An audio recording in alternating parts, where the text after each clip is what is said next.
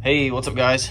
In this video, I'm going to show you how to change out your high beam or your bright bulb on the passenger side on a Honda CRV.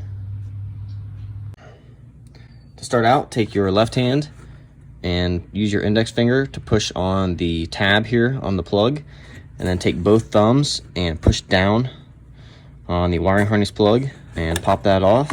And then take your index finger and put it on the bottom of the bulb and your thumb on your left hand and put it on top. And then take your index finger from your right hand and you're going to be turning this counterclockwise all at the same time. And then just pull it out.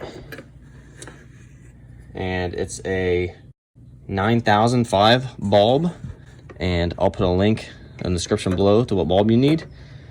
And just to put it back in, you're going to put it back in at an angle, and it's going to be facing at an angle kind of down away from the motor.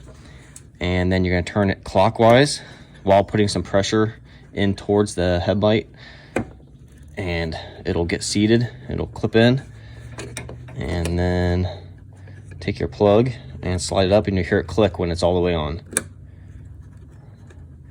And that's it, guys. That's how you change your bulb out. Thanks for watching.